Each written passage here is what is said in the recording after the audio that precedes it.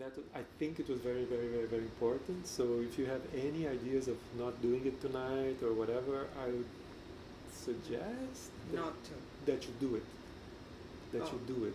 Oh That you, no, that you I do do address talk. people. That you Yeah, do no, I talk to think the I audience. want to Yeah. address, and Yeah. I was told. Yeah, I did not expect. I think my fear was that everyone was going to watch from the seats. Yes, and that might happen. And that Yeah. might happen depending on. I never expected what happened, which No? was almost like the opposite extreme. I was hoping it would be a combination, and I felt like that I had to say something to encourage responsibility, to give people agency and to feel free to walk around. I don't think the piece depends on that. I feel but it was really beautiful. I like that kind of fragility on our end as performers, that really truly the audience makes the work, and that the ones that are seeing it from the seats are actually seeing the not just the work that we created, but the work that the audience is creating. And so I mean, in theory and as conceptually, I'm really interested in that. It also makes for a lot of fragility or possibility for failure, which is again like conceptually interesting, but hard. But and I didn't realize that what I do realize, I never expected that they were all be blocking, that so many people on stage would be blocking the view of the others. And then I thought that today maybe I should say, this happened, yes. This happened, I don't know if I should tell them what happened, but to say, just so you know, even though I did tell them, and if they weren't having the correct view, I would imagine they would have taken it up on themselves to go somewhere else. But what if someone, because my mom came and she's really old, her back hurts, like she kind of stayed, and I realized like, But that actually makes me ask the question like, where is the piece? Because, or what is the piece? Actually, because, so that had to do also a little bit with my dramaturgy. Because, so we're all at the beginning as an audience, and you constitute us as an audience when you go up the stairs and you say, you are the audience. So at that point, it's very important for us to know that, and then you give us a task, and then we go through that narrow corridor, which means like we become kind of individuated once again. There's like this kind of, because it's very narrow. It takes a while, and then we go into this huge thing, and the first thing, the huge space through the stage. And what I remember was the red was super strong. I was like, this is red and gold, which is already kind of communist, and this is kind of, but then there was like the three of you all the way up, and I remember like this word, I don't know in English, but in Portuguese is asarpias, like this kind of mythical being, half women, half bird, perching over there. And I was like, okay, this is great. I was like, everyone's kind of uncomfortable walking around the stage, and like we're being looked by you, so now we are the artists, and so this kind of distribution of labor, all of that, and I'm like, okay, this is great, and some people are like trickling to the audience. And then you start coming towards us. So the only dramaturgical thing is like, as you came towards us, I realized that very quickly you were on stage. And then you take your pants off, and then you're like lying in that position, and then the majority of the audience came in. And for those who are just arriving at that moment, they missed that, and they could think that there's a kind of ritual. I don't know. There's an image that I think is very important, or an experience that they missed. So that's the plan was that we're there. The audience comes in, they see us, and we have a moment there. And I got that maybe was my performance anxiety. I started to see some people. The front came down, and I told them, let's start going down, because I got scared. I mean, I'm not saying but that was the plan, that we would have a moment where I imagine the audience comes in, and we just look at each other. We're on this side, and you're on that side, and we're just sitting, and then we start. But I didn't let that moment happen because I have this fear of what is the audience gonna do, and they didn't just stand and watch. Yeah. I guess some people wanted, maybe were already some that started, maybe that was the people that came in first, they started to come down. To come down, yeah. So then I thought, oh, it's not going to happen, they're going to come in, so let's start, because then I thought, practically speaking, if they're all sitting, then I guess I should, no, that's a good observation, but because I think I reacted from an anxiety that moment that I thought it was going to happen, I immediately thought, oh, it's not going to happen, okay, we have to go. Yeah. But maybe it was just not happening for those few that came down. Right. And then the back, because it takes so long, they missed it completely. I see. Anyway, that was... No, I'm glad you said that. Okay, tonight I'm just going to wait no matter what. And I loved it. And so, okay, maybe like a more proper interview question. No, that I appreciate hearing that. And so, can you say a little bit about this piece in relationship to your other pieces? Like what's happening? Yeah, I mean the last. I feel like I'm always really taking one step from one piece, just kind of stepping on the next stone, if you wish. Like, so the last show that I had done, it was in a dance studio, and there was a DJ, a house music DJ, and I had been working for a few years on on a method that I had started even from the beginning when I started choreographing. I think during the creative process, I experienced a lot of frustration with this relationship between the concept and that I'm dealing with and how to work. I've always, from early on, and when I started making work, would be conflicted with like, how do I get at this thing? Right. And being frustrated by not knowing, or a kind of conflict between creating material, set material, and improvisation, live improvisation. And then also there's that tension, but also I've always experienced this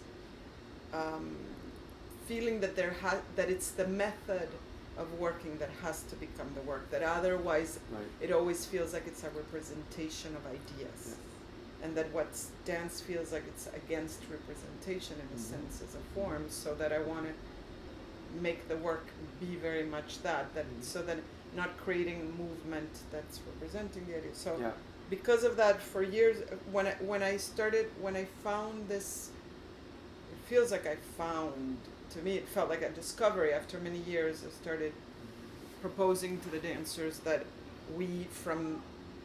instead of concerning myself with making material and making the work, why don't I just let go of that and actually look at what is our practice and just create the practice and see what is and make the work the practice. And also because of these actually anti-capitalist ideas, or realizing like, I'm always trying to resist making each work as a thing, a self-contained object. Exactly, and that it's like it's a practice, like it's a body of work, like it's not. And also like there's also this other aspect of like trying to free myself from the ego, like to being caught up to get, like as any kind of maker, writer, anything, you're always, some aspect of it is that, am I succeeding, like ego as an trips. Artist. Yeah. But it's really great because you have, like in your website, you don't have a manifesto, you have a mission statement. It's my called website, Mission. I don't even it's really great, actually. update it. I have it here. And then like so you say, you have a mission, which is different than a manifesto. And I think like, manifesto is very like, a very early 20th century affirmation of the artist as, the one who will transform everything to the force of art, right? And I find like that the mission is something simultaneously on one hand, like it's more ambitious, and on the other hand, it's more humble, right? Yeah. So my mission is this. This is what I want to do. Yeah. And you say like, I make work as a practice of growing a new body, an uncivilized body, a decolonized body, and an utopian body. And that's super clearly yesterday. Like in that piece, like what happens when the three of you start performing in this very strange costume, right? You let your butts out, like the flesh is there, but it's not, and then you have like this piece of garment, and everything's like between this kind of formation of, like kind of, it's kind of gymnastics, which is simultaneous. It's like it's gymnastics, but it's also labor, which is also kind of maybe dance, which is kind of discipline, but it seems also to come from some kind of immanent need to do that. There's a kind of sacrifice going on, but so there's a lot of things going on at the same time with this relentless machine in the middle, this metronome, which really drives one crazy. But what I thought was like at least like there's so I was thinking like where is it that the piece is taking place? So I find it very interesting about when you say I want to create this other body. It would be maybe an ego trip to say, I want to create this body for you and for your dancers. But it seems to me that the body that you make for your dancers is a body that is being offered for us to think about as a possibility of life. And some of the things that happened last night was super interesting in terms of the audience. Because I don't know if you noticed, but one of the things that happens is like, people start, of course, filming Taking you. a picture. That's amazing. And all of a sudden there's like a few women that start doing this thing, like they'll just put themselves in between. Did you see like in between? Someone told me. I had no idea that was going on. So there's kind of care of you, you and your dancers, you the dance, not your dance, the dancers, and so there's this question of care. I all of a sudden I had like this moment in showing like, okay, maybe this is the moment in which this machine has to be stopped because I couldn't stand anymore with the metronome before. No. But I wondered, is there people going to do something? So it's like, but you put that into us, and then like these young women that also put a blanket, a jacket between, so they don't hurt yourself. So all of a sudden, like there's this caring, and I wonder if you thought about that. Yeah, well, I did one showing, one work in progress, where when I was kind of preparing the tech person, I asked her because I was very insecure about it. Is this just, does it seem, I think my insecurity was about, do we just seem extremely masochistic, that there is some of that, there is a sacrificial thing I think that in my work there is a lot of that, like pain, and even though for many years, like I was saying, I've been I created that, I finally felt like I created, or I found a method which was the practice of being in pleasure. I felt this is kind of like I've done that for many years. Sorry, I'm answering your other question, but I'm going to get to... No, it's fine. I guess in a way I felt like I was finally liberating myself from all this work that I often feel like there's a lot of harshness, like in performance that feels like almost like a Catholic thing that I'm ridding myself of. But with the practice of pleasure, it felt like it was, pleasure and pain are very close,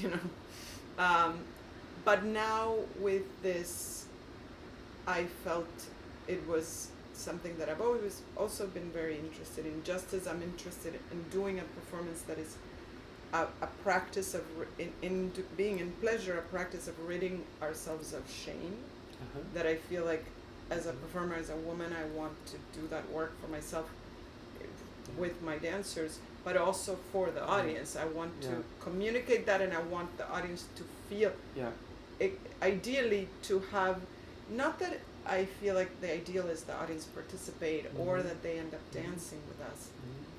And in the last piece was more obvious when it was just 3 hours of us dancing and with music, that it was the opposite of what you're feeling, where it's more like, unless you really don't like this kind of music or you get tired and you leave early, by the end, most people, the ones that stayed, ended up dancing with us because it's just pleasurable to dance to that music. But my goal is not to make the audience do something. It's not to make the audience help us or feel, but yes, the empathetic feeling. I do feel like in yourself when you start to have some response where is like, oh, this metronome, like this marking of time is like driving me crazy, or am I supposed to care for them? Like that to me is the ultimate role of theater in a sense, is to relate. Like that's the real relationship of audience to performer, is like a kind of empathy. Because I was thinking like if it's an empathy or just like an invitation, just no, or like the proposition of an invitation, because I was blown away by the rigor, and which is a rigor that it's a rigor that has to do with commitment and engagement as opposed to a kind of discipline. It's a different kind of thing. Like the three of you there, you can see you are with each other. There's like slight deviations from the proper choreography because you allow yourselves to be tired or to moan or just like have a glass of water and then come back to it. So there's something like that has very much to do with images of labor, like total absolute commitment to the labor, to the task at hand, and that lasts for quite a while. And at that time also the machine is very, I don't know, binary.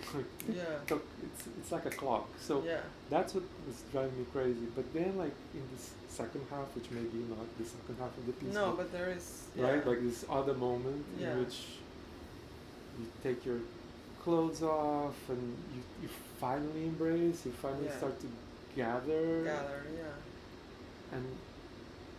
and that's the moment of relief, and that's also the moment in which the music changes and more kind of polyrhythmic kind of it's totally mambo or whatever, like milonga, I don't know what it is, but there's a kind of Latin American rhythm going on there. That's his project. He's been doing that project of like creating this robot that his project is the music at the end. I asked him to do veer from his because we met and we realized like in his own project, he actually teaches at NYU a class here. He got his doctorate here at NYU.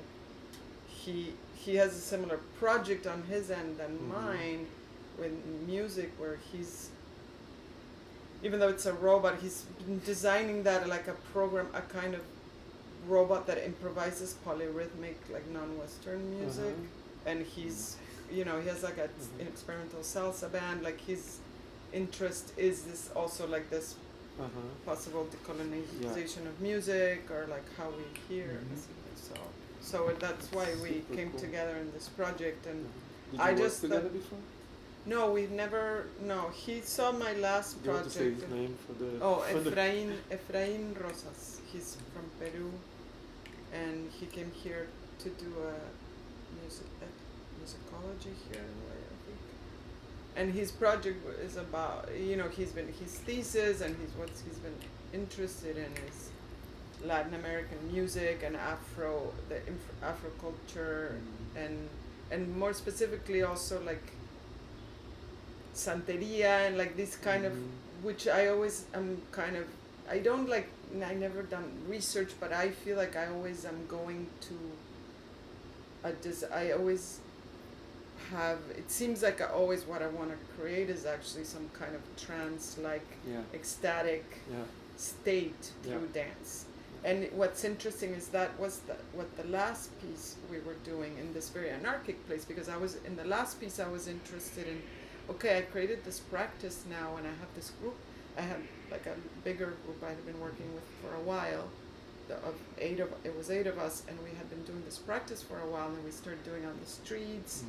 And then when I brought it back into the studio with house music, it felt like it was somewhere between a party, a performance, and a ritual, and we were getting into very trance-like states. And but what was interesting is, to me, what my proposition in terms of authorship was, I was interested in, can I make the work can the work make itself, like going back to this ego and stuff, like is my need to create, if my need from my ego and from my if I let go of my proving myself of a kind of mastery as author, what I'm interested in, what I'm making work in is my love for my kind of activism, my belief in art, or that what dance can do now. If I go from there, then what I think I have to offer is this practice that I've been doing with the dancers. What happens if I just propose that, and then we just what we did in that piece? It's very related to this to me. It is, yeah. Because it comes out of that, and it's this possibility of letting the thing. And now this one's very choreographed, but it comes as a response from this work when, for years, and then for years of just doing this practice, and that becoming, when I had choreographed through doing this method, I realized like I don't need to even choreograph. The method is the work. There. That's the work. Yeah. This. So it's this kind of like me talking about like me talking to them and working with them, and then finally I wouldn't talk. We would just put the clock for like 1 hour, and we would just say, okay, we're doing the practice. And then by repeating it, for a year we did the practice. We just rehearsed not what is the piece going to be, but this is the piece already.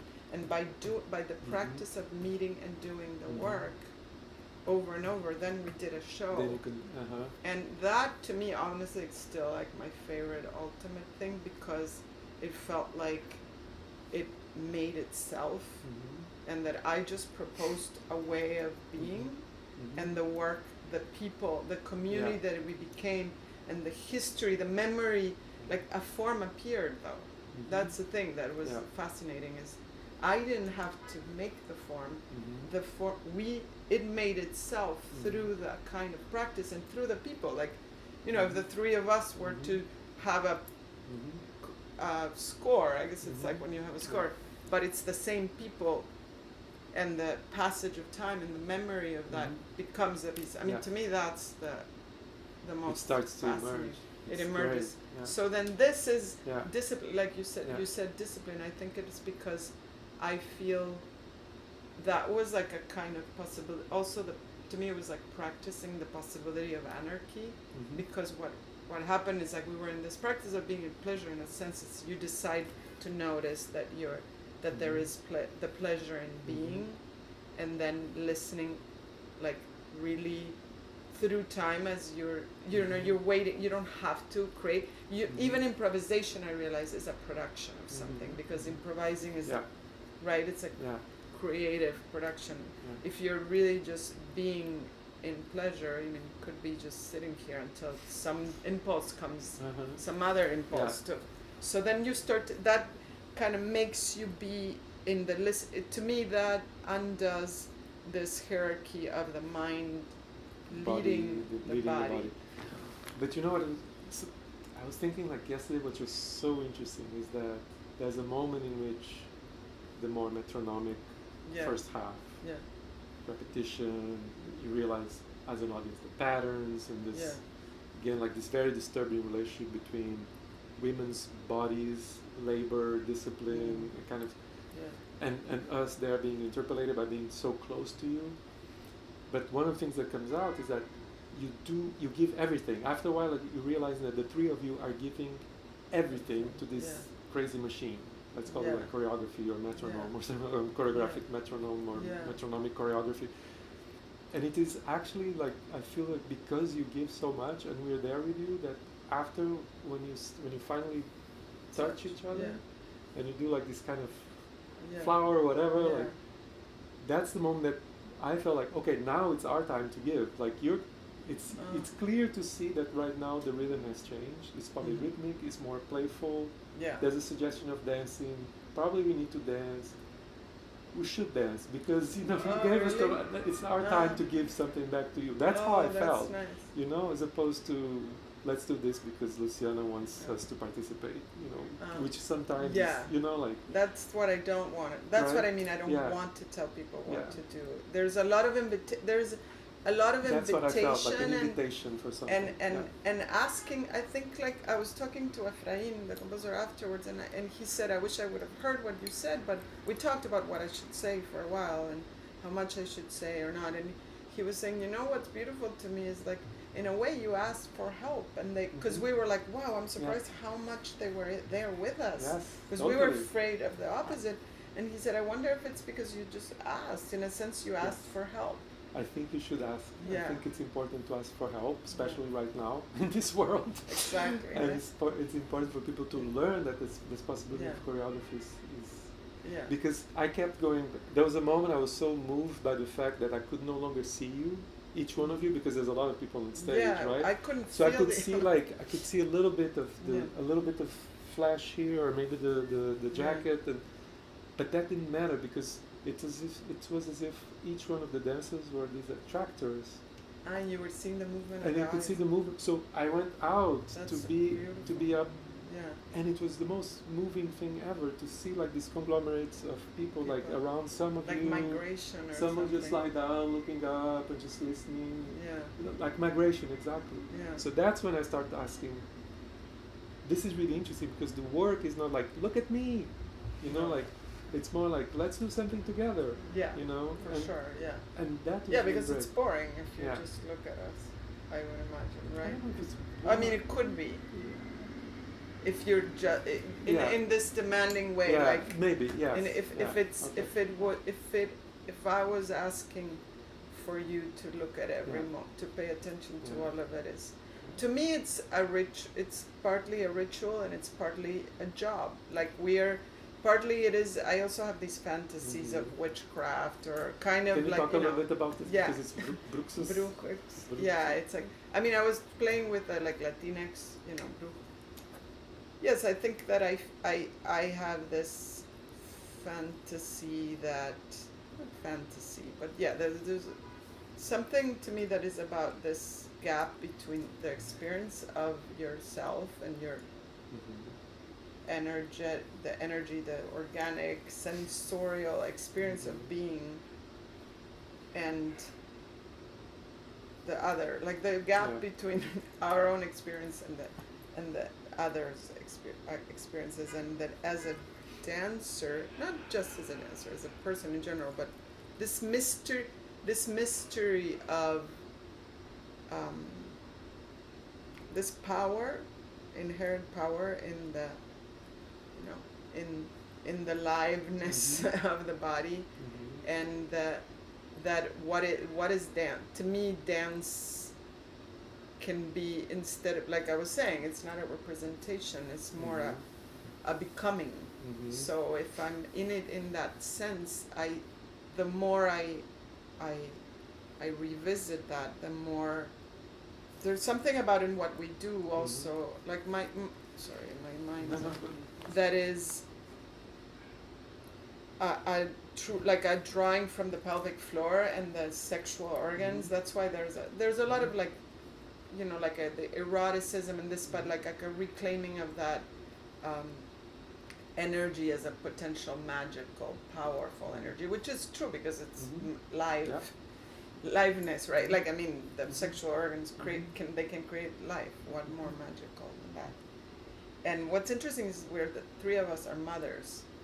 The younger one just only has a 1-year-old, so there's something about labor, like we've talked about labor, actually birth labor, and how we are reminded in the doing of this, we are reminded of that threshold of pain, labor, of a kind of like a necessary labor, but it's I mean, this sounds very cheesy as I'm saying it, but there's something about the magic in a live body. I think also because, and forgive me for being really dark, but I lost my brother, and my young brother died over almost 2 years ago, and after he died, and when I flew quickly to Hawaii when he died, it was unexpected, and I saw his dead body, and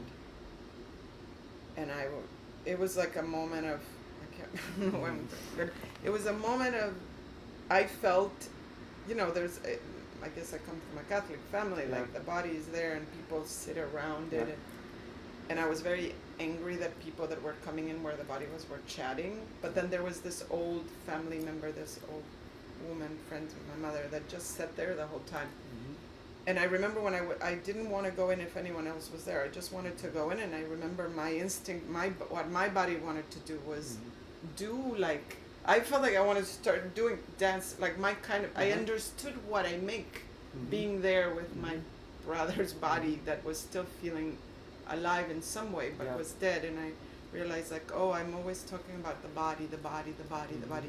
But it isn't just the body, it's the live body. It's, and then when I came back, and a couple weeks later, I had to be teaching, I was teaching dance for movement research, and I realized, I mean, it's like the most cheesy thing, but it's like the magic of the live body. There is a, which, that, so in being in a body that, in being in my body, and I feel like often what comes up, I think, is the relationship from like the pelvis and that energy through the spine to the arms. I often, it seems like representation of that, but I often feel like to be empowered to channel that feels like being almost like a witch. But also if I think back to, there's all this other, you want to say something? I don't know. No. One more thing that I want to tie into with that is that goes back to, and I want to read this book. I've heard this woman made this book about the capitalism and what's Federici, is her name?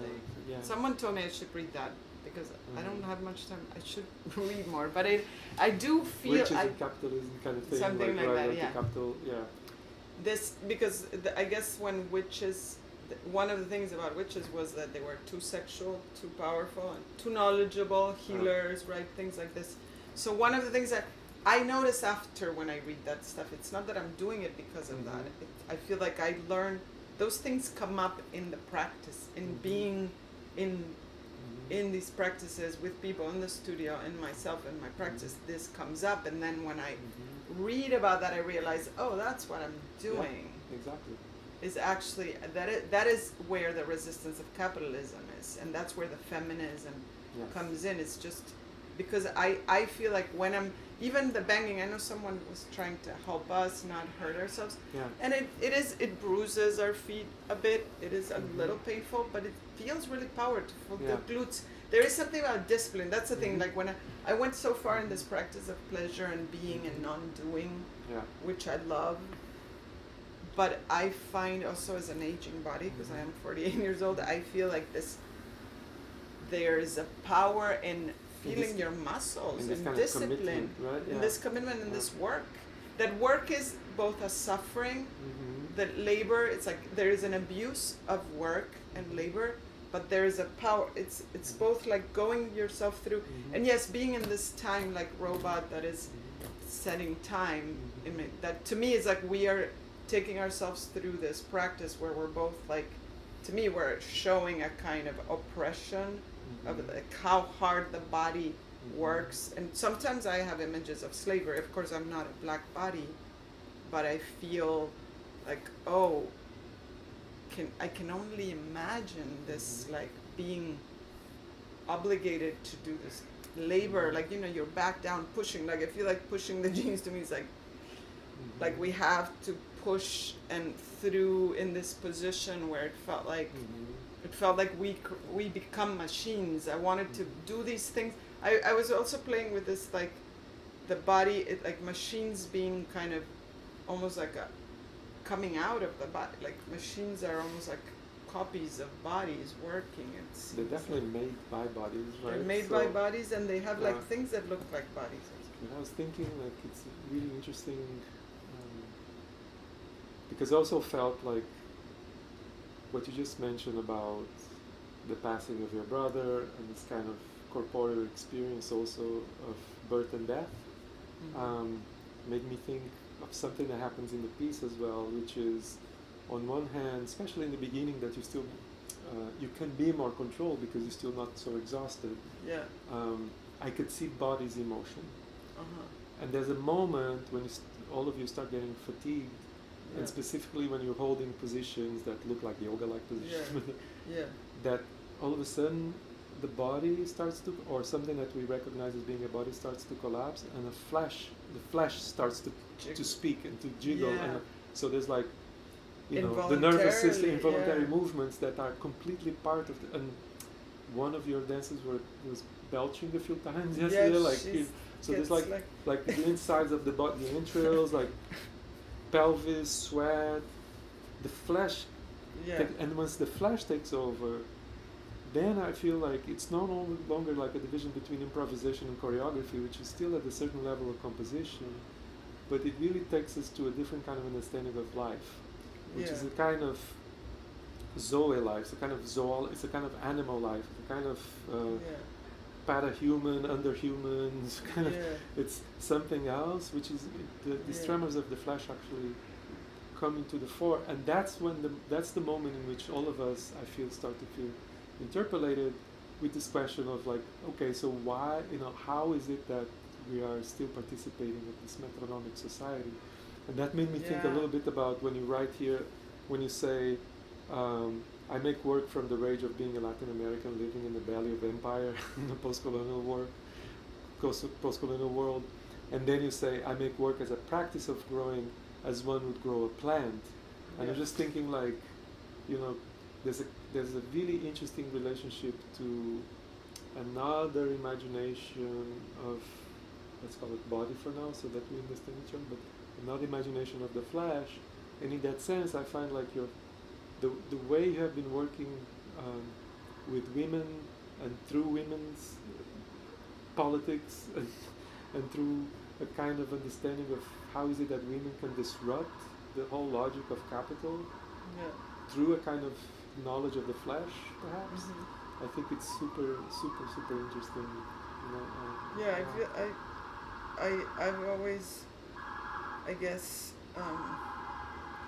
that's makes me think. What you're saying makes me think of, well, one sense that when I realized, like, I started thinking of like, what am I wanted to like be better at communicating to dancers, like how do I direct dancers, because I don't understand when I'm performing or improvising, doing certain things, I don't know how to make them do that, and I'm not that kind of choreographer that's very good at that direction. That's why by doing a practice, what I realized is that, it's almost like I feel like an animal, but then but I'm not like pretending to be an animal. What is it that's making me feel that I'm able to undo? And then that's when and then I realized, it's a kind of ridding oneself of shame. That's how I when I started getting to more like being, allowing myself to be really erotic, and that feels more like an animal would be, where they don't have this self-consciousness of now it's okay to be like this or now it's and that's not. why I love, like, at the end when the three of you are almost naked and there's a kind of mambo, salsa, whatever's going on in terms of rhythms. It was like the opposite of what I would imagine to be like a free dance. It was more like, I don't know how to say it, but I just love the way you dance. It's just like, it's kind of weird, and you're kind of very serious, but it's very interesting. I don't know how to say it better than this, and it's very non-dance studies, very non-technical, but it's something like, I think I don't know, that part it was just like it's letting like rubbing it, against people, and it's like, I think it is coming from, I feel like it's just trying to be very much putting, like when I teach I try to use, I found like one way of doing this way of being in the body is, I call it like, let's start from, is putting knowledge, it's like trying to put knowledge in the flesh, like you're saying, not to locate, but to listen, the possibility that knowledge is not in the brain, that there is knowledge in your hand, in your flesh, in your fascia, in your bones. So, I mean, we can talk about it, but to actually practice that, it takes it takes being in a different state. And one of the ways that I've been doing is like I start practicing, I would make them, because I realize like, when I'm in that state, what I'm doing is when I'm looking, for example, my brain is not connect. The first, like when I'm if I'm getting into that state, I'm not thinking Andre, male, or chair, knee. I'm just experiencing. It feels more animal.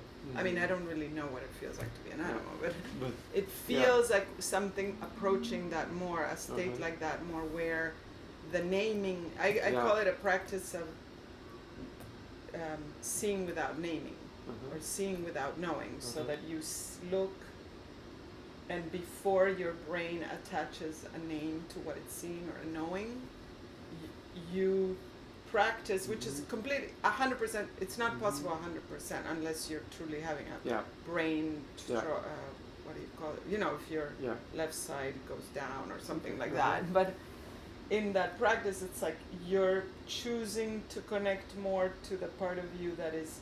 It's a empathetic. Actually, it's an empathetic practice. Like I look at that and I look at, instead of saying, oh, it's a thinking or noticing that it's a curtain. I just feel that I let the seeing, like my whole body see, and then all of a sudden I'm more connected to my flesh, and that gets you into a state more like that. Yeah. And what I realized is that is a practice. Then I started realizing, oh, this is a practice of empathy, because then I'm not so concerned with the label I put on you, and actually I can like have a more enter in a more empathetic. I do feel like that is a more. Yeah, I don't know. Sometimes I think, I should try to teach that feels like good for conflict resolution or something, like seeing the other not as another. Then I realize like, it's a kind of, you start to see, where's the seeing? Is the seeing, it's when you don't name it, you don't separate it from yourself, and then you notice that fabric, you can kind of feel that, and then is that outside of me, or is that part, is my body just here, or is my body? I guess I'm going, but I love that. I realize like, your body is just your. I mean, I know you. That's in your studies, in your writing and everything. You're talking about that. Makes me think of the laws and the logic of sensation, but also like that. Yesterday, I was definitely seeing and perceiving, but I was also sensing. But I was also sensing because of what everyone else was sensing at the same time. So there's like this kind of field of sensation, and like just like people displace themselves in space following in a kind of. I'm pretty sure like the sensations and the affects also go through modulations due to whatever's going on with the mass, with all our flashes, and that was really great. I thought it was great. I don't know, like if you want to say one last thing or one last comment, or where you want to go with your next project, or. You feel happy with the piece? I don't know. I feel, I don't know. I'm very self-critical. But, I think, I just wanted to say one more thing about discipline. When you were mentioning discipline, and maybe that I didn't get to, that I feel like it's important to say, I don't know, I think from, that there's, in this work, I feel like that there's a question or a problem. To me, it's a question of what do we have to do, or how do you deal with can we be in a state where we're not separating productivity and discipline on one end, and time, and this way of being in the world where we divide this division of time, this relationship to time and productivity and what's valuable, and that discipline that I feel like it goes into, in terms of polarity, towards a kind of more authoritarian fascism, if you think of like a body ballet, or like there's also from the perspective of practices of dancing and how to be in one body, like something more technical, more formal, more and then this other end of like no form, you know. That's not what I meant. I know you. I feel like I'm grappling with that because I always feel like I have this tension of like love of form and attention that I want that the like that's why the other piece I said I'm gonna let go completely of form. But there's still some kind of like so in a way it is kind of what I meant, because it had to do like there is movement that is rigorous because it comes from a disciplinarian imposition, which is both technical and the voice of the author. Do this, so, which is or the choreographer like that. Yeah. But there's another kind of rigor which requires a different kind of notion of discipline, which is a kind of immanent surrender to the necessity of being rigorous and committed, even to a physical practice that may lead you to a certain kind of pain and displeasure at a certain moment. But on the other hand, like you do that for the sake of something else. Yeah, it takes you through. Right? Yeah, it takes you to another place. To another state. And I feel that you do the second half. And that's why I can see, like, without that, even suffering, I don't know, like, in the first half of the piece, it would be impossible to get to to the stage, to the moment in which you take us together, to that moment of the flash. So I think like they both get, it's very beautiful actually. And I feel, I wonder, I think it's also like this question of, because I guess maybe it's because I have questions about anarchy. I'm not also, again, I haven't deeply studied anarchy, but I think that there is an overall idea, like in where it's in such a moment of like there's more and more fascism rising everywhere. Like I hope not. No, in Brazil. So scary. We'll have to go to Uruguay. I know, but Uruguay is scared because they're like, we're so little, like Argentina, Brazil. But I think that at the same time there's all this consciousness or like uprising there's been going on for a while of like maybe capitalism's, before there was a more of a passivity of like this is it, this is the best system, we gotta accept it, and now there's a realization of like what the planet, all these things, and yet I guess I have this to me the utopia in the theater, I think like the function, I mean, to answer your last question, I guess I do feel, I don't know if I feel like, oh, this is like the best piece ever or anything like that. I feel like I was very confused about it and very confused about how is this a cop-out to have the audience, depend so much on the audience and stuff like that. And then when I realize now, it's these questions that are, what I realized now after having performed, and like I said, when I talk to the audience, I do feel like I only understand it when it's with the audience, what I'm really doing. I understood what the rigor and my interest in all this that we were creating for, in terms of a relation to the body and dance, but in terms of a proposition to an audience, I feel more clearly now after last night that it's a lot about questions of